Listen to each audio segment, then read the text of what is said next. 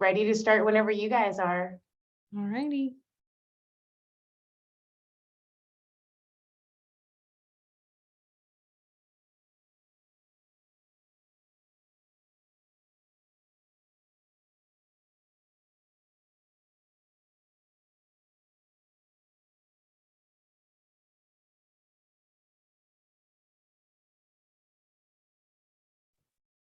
All right. Can you see Hannah? I see your PowerPoint, but I don't see like the presentation version of it. Got it. Okay, one second.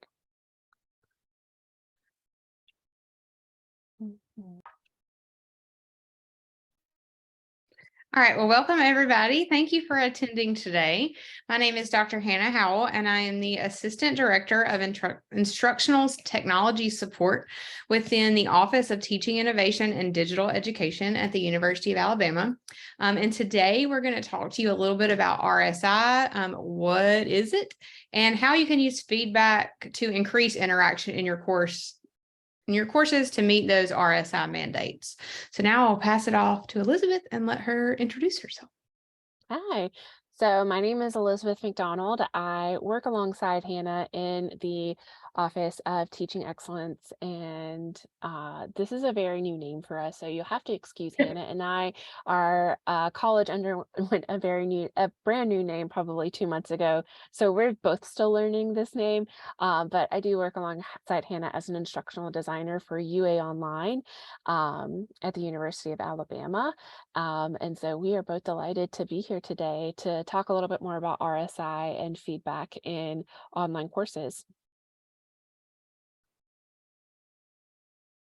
All right, so in this session, we're going to talk to you a little bit about the elements that are in the University of Alabama's RSI policy, as well as OTIDE's expectations for quality online instruction. We'll also talk a little bit about the ways you can implement feedback in the learning management system, and we'll go ahead and disclose that we are a Blackboard institution. And not only that, we are a Blackboard institution who has not moved to Blackboard Ultra yet. So all of the feedback options and ways we will talk about are in the original version or 9.1 of Blackboard. We'll also outline faculty best practices for communicating with your students. And we'll also discover student perspectives regarding feedback in online courses. Now, those last two bullets, that is normally done by Megan Moore. She's an adjunct faculty member within the College of Arts and Sciences. She could not be here today. And then the student perspectives are normally done by Emma Stanford, and she also could not be here today. So Emma was one of my former students, and I will be kind of sharing her perspective that she shared with us. So yeah. All right. So first, I kind of wanted to go over a little bit more about like, what does this word RSI mean? It's kind of been a ubiquitous word, if you want to call it that, that's recently been, tossed around in the past few years, kind of coincided with COVID. And so we wanted to kind of like dispel and provide a little bit of clarity, if clarity can be provided around this term RSI. So what it truly entitle or means is trying to give some distinction between correspondence education and distance education through the Department of Education. It is intended to provide substantive interaction, so those elements of direct instruction, providing that feedback, responding to questions in a timely manner, and also facilitating regular group discussions and inserting yourself as an instructor in those regular group discussions. I've already said this word, but making sure you're having regular interactions with students on a predictable and scheduled basis, and also monitoring student academic progress and engagement. So making sure that you're noticing student patterns of behavior, not only how often are they logging in and out of your particular LMS. For us here at UA, it is Blackboard. For your institution, it could be a Canvas situation or another type of LMS. But noticing how a student is behaving in your class, it could be also how they are interacting via email or also interacting in a discussion board, and monitoring the academic progress. What the Department of Education is trying to do through this regular and substantive interaction is drawing a line between correspondence education, which does not have this regular and substantive interaction, and distance education that does have this interaction that is meaningful for students. And ultimately boiling down to that distance education becomes eligible for financial aid or is eligible for financial aid, while correspondence education is not. So it becomes very meaningful and worthwhile as stakeholders at a higher education institution, especially for students who need those financial aid dollars. Specifically here at the University of Alabama, we do have expectations involving RSI, because when we look to the Department of Education and asking, going to go back really quickly, what does it mean to provide direct instruction or in feedback or predictable scheduled basis? Well, that does provide some clarity. It does leave room for interpretation and, quite frankly, still a lot of vagueness. So it's still up to institutions to provide expectations. And so here at the Institution of Alabama, we do encourage instructors to have those fixed and regular office hours that are typically equal to the number of credit hours awarded by the course. And we do expect instructors that need to respond to emails, typically not voicemails. That has not been the issue that we've seen, but definitely emails within 24 hours, excluding weekends or holidays. And then something that we've been really pushing as of late is the minimum hours of training required for online pedagogy and federal regulation compliance, that we have a wealth of opportunity of faculty development here at OTIDE. This is something that is expected of new faculty instructors, online faculty instructors, that they complete a minimum of 8 hours of training within their first year, and then a minimum of 8 hours of training per year after that initial training. That includes continuing online pedagogy as well as any new information on federal regulation and compliance. And I have this highlighted here, and this is probably hopefully going to stay within my realm. I hope it pops up somewhere where we can still see it. It did not pop up. This is all accessible information through our faculty development website that we have available to our online educators here through UA Online. And so this is, again, our attempt to help take some of the vague language from the Department of Education, that the Department of Education has given some leeway, and we continue to provide more clarity for our online educators. So And I'll hop in and say a little about that, Elizabeth. We are a LinkedIn learning institution. So there's no specific way that instructors have to get that 8 hours in the initial year or the 8 hours of training after that. We can utilize the LinkedIn learning site that we have, but the Office of Teaching Innovation and Digital Education also offers 2 free opportunities to our instructors. UA online instructors have the option to go through our Excellence in Online Teaching course, and that course was created by our instructional design team with our faculty development, expert. And so instructors can earn a certificate of completion in that, and that was developed and is housed within OTIDE. Or we do have a rather large Quality Matters initiative, and so we do have a certain amount of spots and funding available that if an instructor did want to go through the teaching online certificate, that's 7 courses, it's 11 weeks, and you can actually be Quality Matters certified to teach online. Both of those options also meet the 8 hours of training.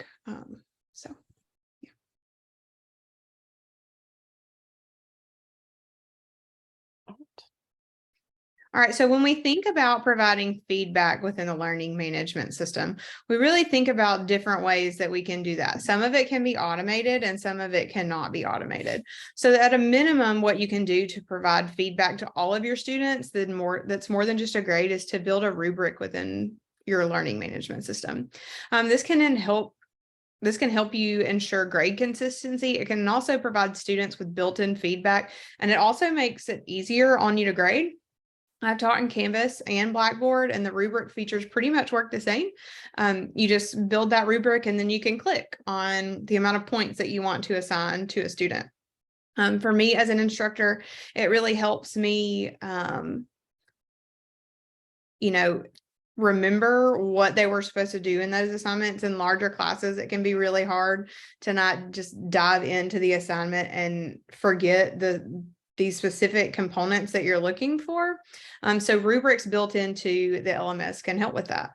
Another way to help with that is leaving feedback to your learner. And I'm sorry, I wrote feedback on that slide. But so this area allows you to leave more specific feedback about the submission. And so you want to keep this brief. And in our version of Blackboard, it does say that students see it in the grade book. We hope to get an upgrade soon, if it hasn't already happened, that will stop that. But what we were seeing in our LMS is that instructors were leaving this really detailed feedback, and the students were having to scroll for a really long time through their grade books because all that feedback was shown in a little tiny window.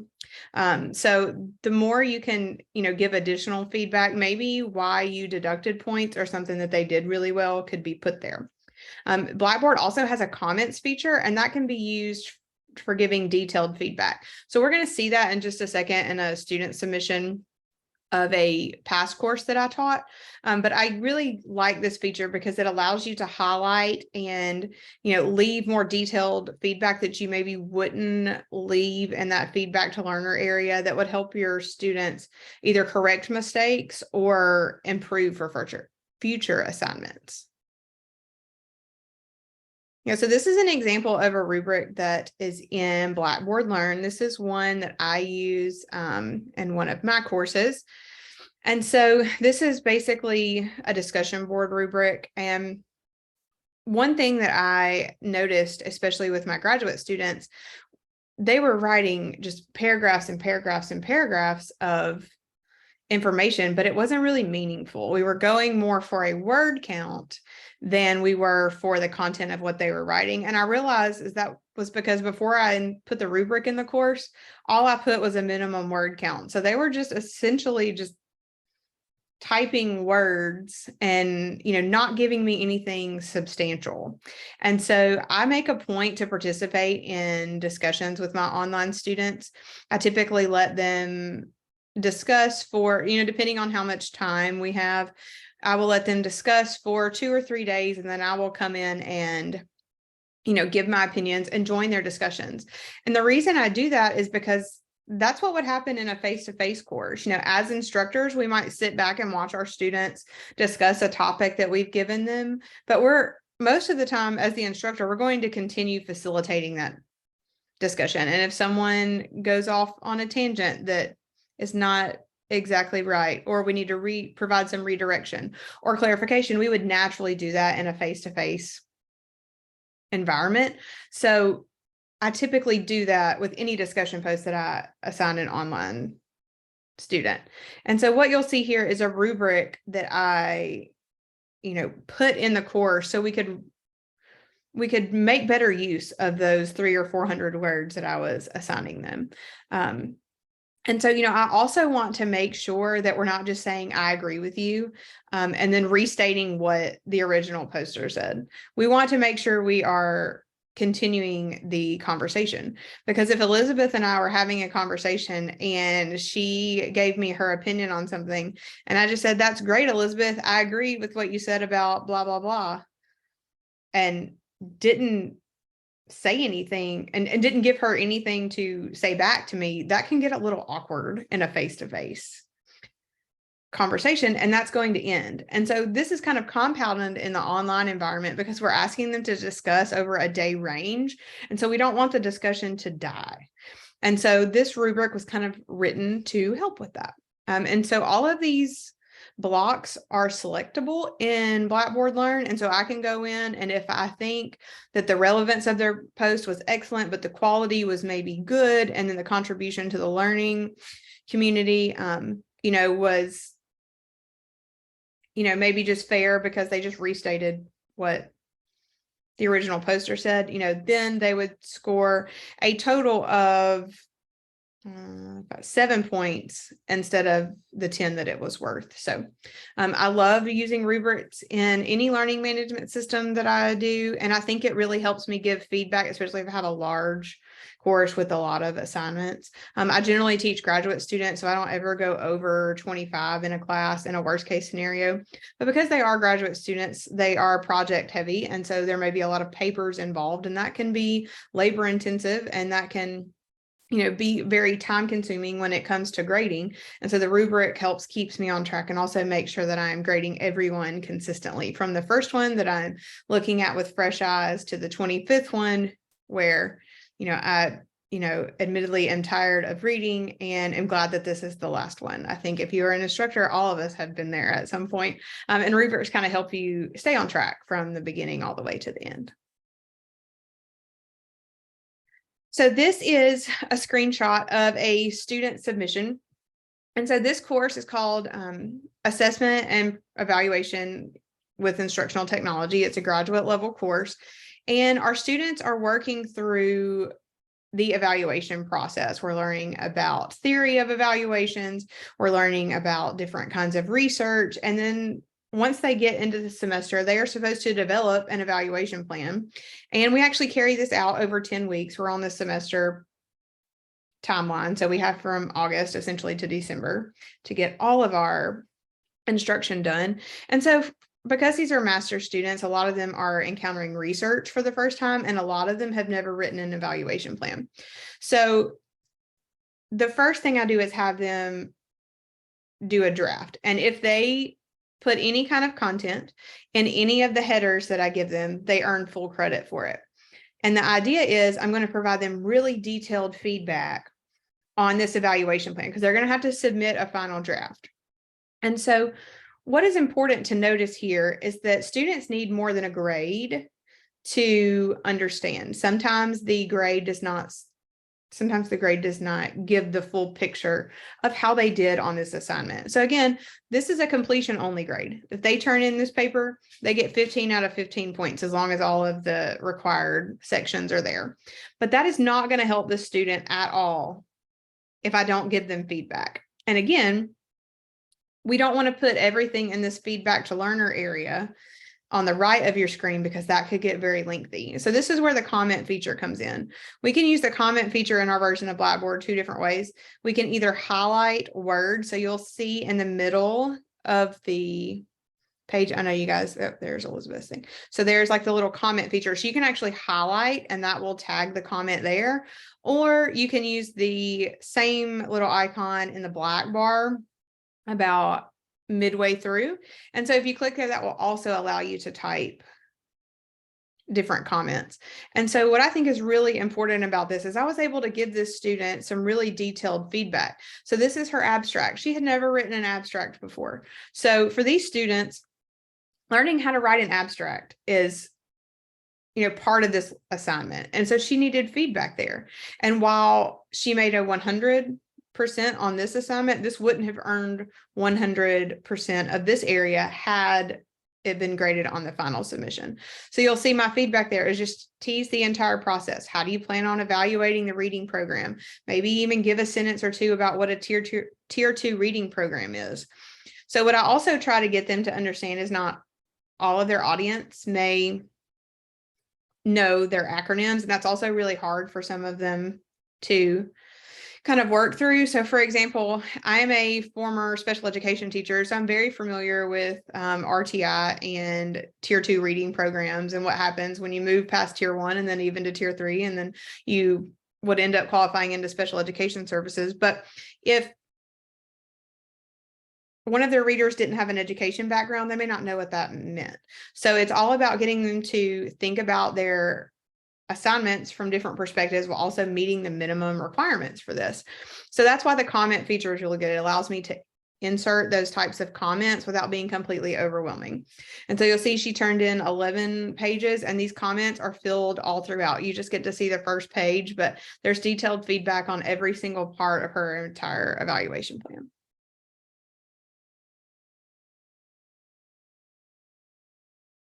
All right. So also how we go about communicating that feedback to students outside of just grades. And so, and outside of just, assignments. And this is, I will also be upfront in saying this is part of Megan Moore, who is an instructor in the College of Arts and Science here at UA. This is her portion of the presentation, but Megan and I do communicate frequently, as she and I have redesigned courses before for her specific discipline. And this is something that she does talk about frequently as far as setting expectations at the beginning of the semester, as far as how often they will hear from her, as far as when it comes to grading assignments, and also what her date, like when I not daily communication, but weekly communication will look like. So, and that is not only pertaining to the feedback that she provides in assignments, but also just general communication in the course. So what Megan has really instituted in her courses is sending out a weekly email every Sunday that kind of gives a lay of the land of what to anticipate for the week moving forward. And so that expectation, and also setting aside time for creating rubrics before the course begins, and also making sure that students are aware of her expectations from the beginning, have really kind of set the tone for what students know getting into it. And that does come with a little bit of a flip side of that, and that while students really thank her for that quick turnaround and understanding that they do appreciate her detailed and quick feedback, it does mean that you are answering emails during non-business hours. As those of us who have taught online before understand that a lot of us that are communicating with students during the weekend, maybe past 5 o'clock, but it's also understanding that the students are taking online courses for a reason, because they need to fit their flex schedules. And so finding ways that we can, you know, respond in a quick manner to students, and also putting that work in the front load at the beginning of the semester so that they know that they can anticipate expectations at the beginning of the course. Something else that Megan likes to talk about specifically in her context, Hanna spoke that she teaches master's students at a graduate level. And in Megan's context, she actually teaches a large undergraduate course for fine arts. And so another thing that kind of Megan contends with is having typically larger sections of numerous amount of students, as opposed to smaller sections of graduate students. And so how to plan assignments in advance as well, that can ensure students are getting worthwhile experiences and also getting detailed feedback, but also trying to manage herself as a online instructor that can't possibly grade 75 essays over the course of one weekend. And so that has been something that she has worked in, and I know from my experience, because I was Megan's instructional designer, is that we have worked in really good, Congress and really good detail about how can we really balance the expectations of making sure the student is having really good interaction with Megan as the instructor, but also making sure that Megan is still a human, quite frankly, at the end of all of this. And so one aspect that Megan has also introduced through all of this, Megan has introduced a GroupMe through her course. She has had in some sections good results, in some sections not so good results. And so that's kind of been a mixed aspect. But the thing that Megan does keep going back to is having the quick turnaround with email responses, and making sure that she is connected with students with her planned weekly responses, and making sure that she stays connected with students through her emails.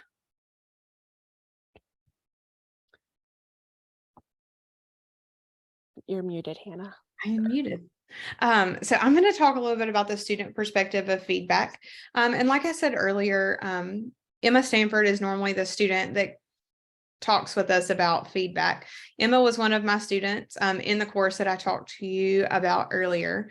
And so Emma consistently talks about just anxiety in courses and how isolating that online programs can be, and what she liked about the program that she was in at the University of Alabama. She didn't really feel like that. And so she kind of talks about that in her first point about how it kind of creates a distance that only clear communication, both through instructions and feedback, can combat. And so this kind of goes back to the assignment that I showed you earlier. So, she needed clear instructions and feedback because that 15 out of 15 was not a representation of how she would do, how she turned that first draft of the document in. And so by providing clear communication about what was actually expected and the changes that need to be made, it helped her do well on the final version of that assignment that we looked at. And then, she talks a lot about feedback must be timely, especially on assignments that build to future activities. So in the course that I taught with her, all of our smaller assignments kind of led up to their full evaluation plan, and had feedback not been timely, students wouldn't be ready to move to the next, assignment of the series that makes up the final project in that course. And the lack of instructor input can create anxiety and eventual apathy. So, she talks about instructors that when she feels like her instructor doesn't care, like she doesn't care. And so as an instructor, that really pulls at my heartstrings, and that, I can't imagine a world where I, as the instructor, wouldn't care about the students that I was teaching. And so, I would hope that all instructors are like that. And so what we want to do is we want to make sure that we're not giving off that, that impression that we don't care, and that we're giving feedback, and we're giving purposeful and specific feedback so our students know how to improve. Even if my students make a 100% on an assignment, I always leave them feedback more than great job or good job or excellent work or something like that. I want them to know what they did a good job on, and if there's anything that could be improved on, even if they got a perfect score. And then she goes on to talk, and we've already talked a little about this from Emma's perspective, but feedback must be more than a grade. So she even goes as far to say is that no comments is the same as no feedback. So again, back to that assignment that I showed you, if no feedback was given for that initial draft, everyone would have most likely turned in that draft, and then the grades would have been low C's or D's at best.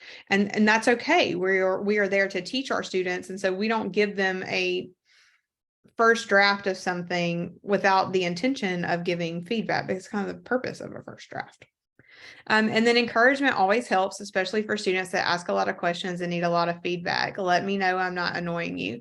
And Emma normally leads off with this, but because I don't want to say I'm speaking for Emma, but because I am doing her presentation, I did not lead off with this. But Emma tends to struggle with self-confidence in courses, even though she is a wonderful, wonderful student. And so she had a lot of questions, which I always welcomed. And I always made sure to tell her that her question was valid and that she wasn't bothering me, because she needed to hear that.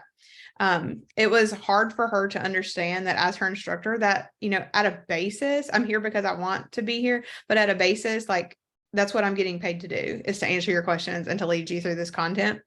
And so when that kind of feedback was not given to her, she will tell you that she stops asking questions, and then she starts to struggle, and then she gets into that anxiety and apathy version. And of a student, we don't want our students to ever get there. You can present really hard content and you can give them lots of feedback. And, sometimes it is better to give harder assignments with feedback than easier assignments with no feedback.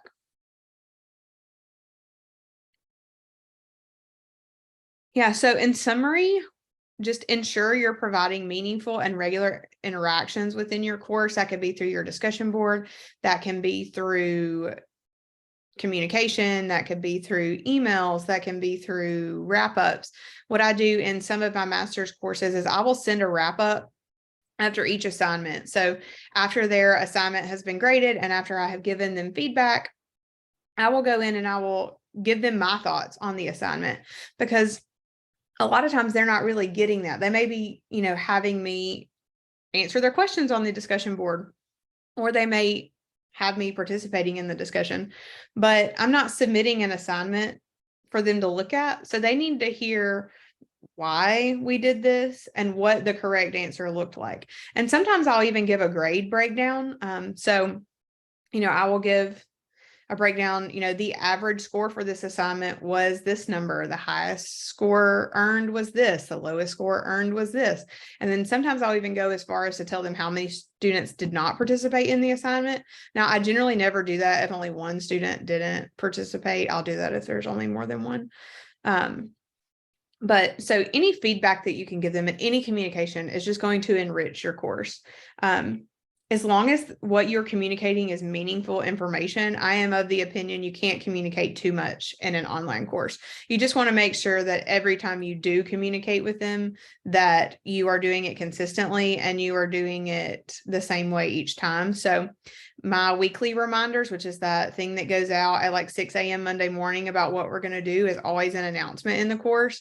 And then their assignment wrap-ups are always emails within the course. And that's because while those two things are meaningful, if I did everything like that as an assignment, their assignment list would just be so long. And so we want to kind of avoid that and be purposeful when we choose which way we're going to communicate with the students.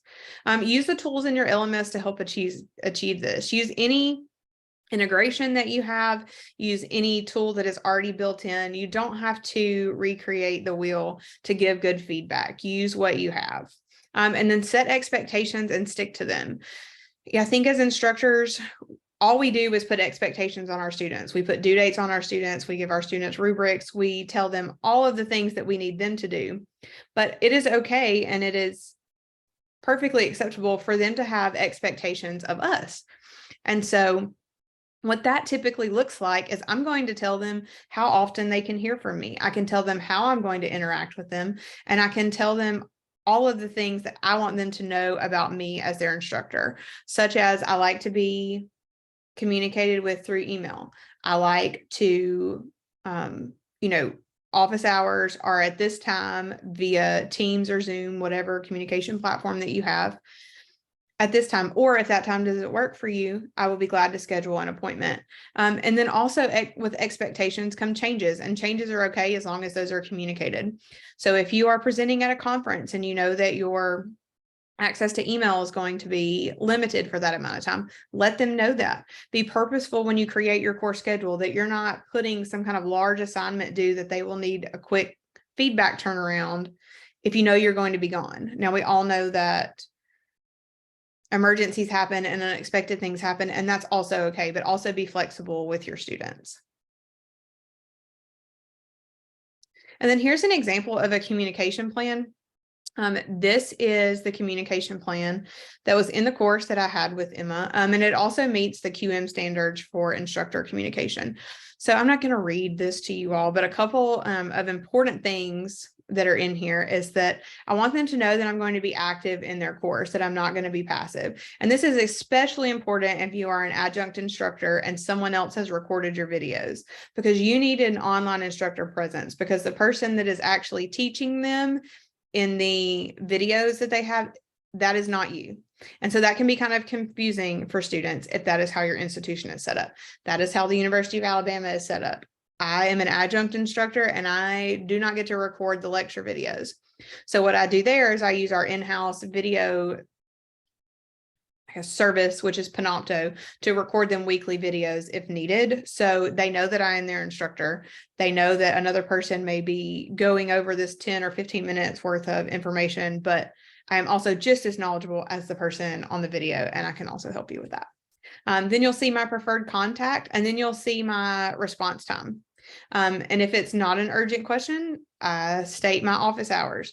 Now, this actually did change. I realized that all of my students were working professionals and no one came from 1 to 2 because they were all at work. So we moved it to 7 to 8 Central Time. And then I had a flood of people coming, and it wasn't that they didn't have questions. 1 to 2 didn't work for them. So if your schedule is flexible, you could also survey your students if you wanted to give them that much input into your course schedule. And then I tell them about their discussion post and how I expect them to interact with their peers. And then how I will, join their discussion and provide feedback and redirection. And then I'll talk about their graded assignments. I would always give feedback within 7 days. I'm an adjunct instructor at other institutions, and we are on an 8-week schedule. So by the time 7 days goes by, the students have had 3 or 4 other assignments due in some cases. So the turnaround for, your turnaround time should match what your schedule looks like. So if you have a full semester course, 7 days is generally more than enough. If you have maybe an 8-week course, I drop that down to 3 days for the other courses.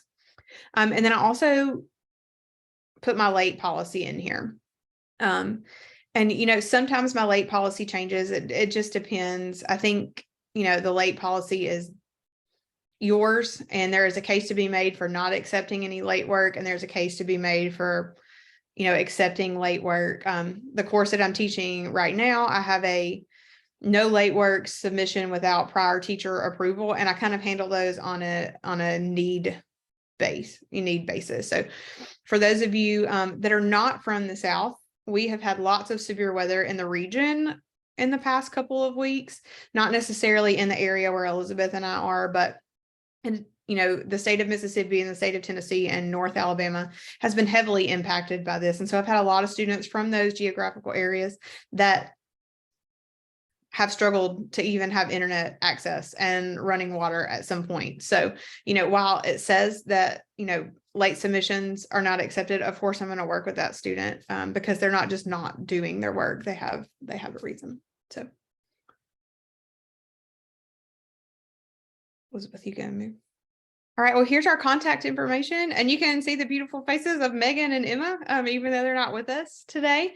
Feel free to write down our contact information. We would love to hear from you. If you have any questions about our processes or how my group works with Elizabeth's group and how just our structure. We also have a third group within our instructional technology umbrella, which is creative media, and they are the ones that create all of the different lecture videos. We did not invite someone from that team to be on this panel, but yeah, so I guess we'll open it up for questions. As long as the moderators are okay with it, I'm good with, Yeah, I'm okay with everything. We have about 12 minutes left, and then we have the keynote coming up. And so before you leave, let me go ahead and put the survey. You guys did great inside of the chat. So while you ask questions, I'll put the survey in the chat, and or while you take care of questions.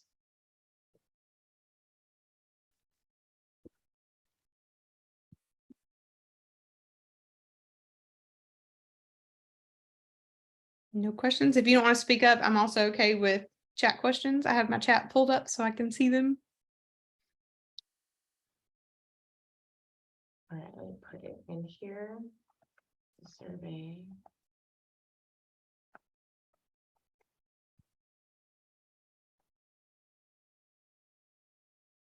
Yeah, well, if we don't have any questions, thank you all for attending the session today. We appreciate you listening, and we wish you all the best. Well, thank you. Let me turn this off. Thank you so much.